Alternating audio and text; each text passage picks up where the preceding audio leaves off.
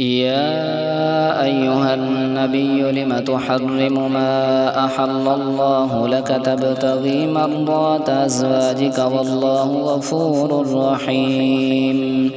قد فرض الله لكم تحلة أيمانكم والله مولاكم وهو العليم الحكيم وإذا سر النبي إلى بعض أزواجه حديثا فلما نبأت به وأظهره الله عليه عرف بعده وأعرض عن بعض فلما نبأها به قالت من أنبأك هذا قال نبأني العليم الخبير إن تتوبا إلى الله فقد صغت قلوبكما وإن تظاهرا عليه فإن الله هو مولاه وجبريل وصالح المؤمنين والملائكة بعد ذلك ظهير عسى ربه إن طلقكن أن يبدله أزواجا خيرا منكن مسلمات مؤمنات قانتات تائبات عابدات سائحات ثيبات وأبكارا يا أيها الذين آمنوا قوا أنفسكم وأهليكم نارا وقودها الناس والحجارة عليها ملائكة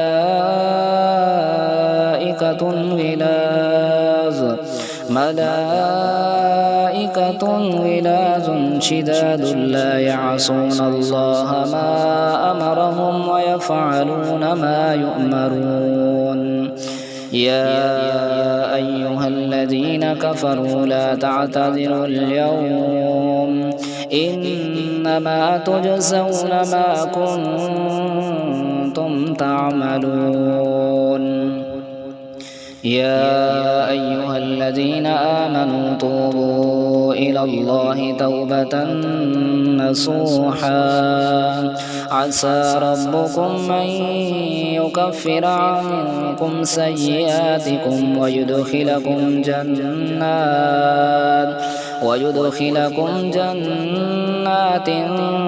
تجري من تحتها الأنهار يوم لا يخزي الله النبي والذين آمنوا معه نورهم يسعى بين أيديهم وبأيمانهم يقولون ربنا أتمم لنا نورنا واغفر لنا إنك على كل شيء قدير يا أيها النبي جاهد الكفار والمنافقين واغلظ عليهم ومأواهم جهنم وبئس المصير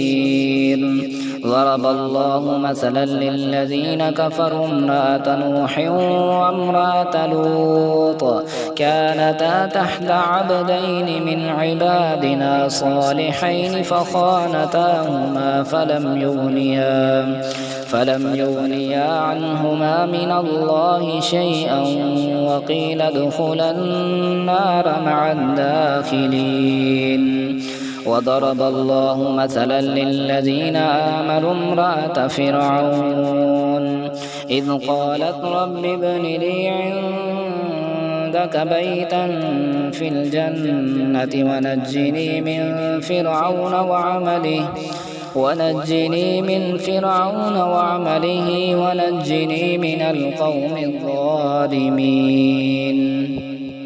ومريم ابنة عمران التي أحصنت فرجها فنفخنا فيه من روحنا وصدقت بكلمات ربها وكتبه وكانت من القانتين بسم الله الرحمن الرحيم يسبح لله ما في السماوات وما في الأرض الملك القدوس العزيز الحكيم هو الذي بعث في الأميين رسولا منهم يتلو عليهم آياته ويزكيهم ويعلمهم الكتاب والحكمة وإن كانوا من قبل لفي ضلال مبين وآخرين منهم لما يلحقوا بهم وهو العزيز الحكيم ذلك فضل الله يؤتيه من يشاء والله ذو الفضل العظيم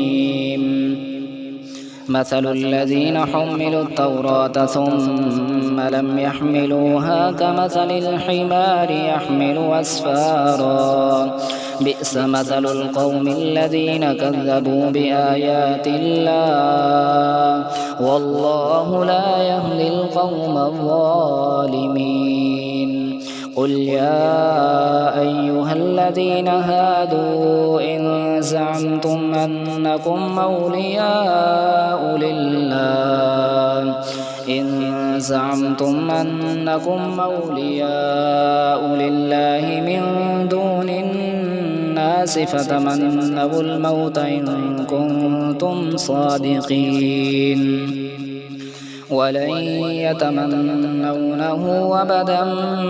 بما قدمت أيديهم والله عليم بالظالمين قل إن الموت الذي تفرون منه فإنه ملاقيكم ثم تردون إلى عالم الغيب والشهادة فينبئكم بما كنتم تعملون يا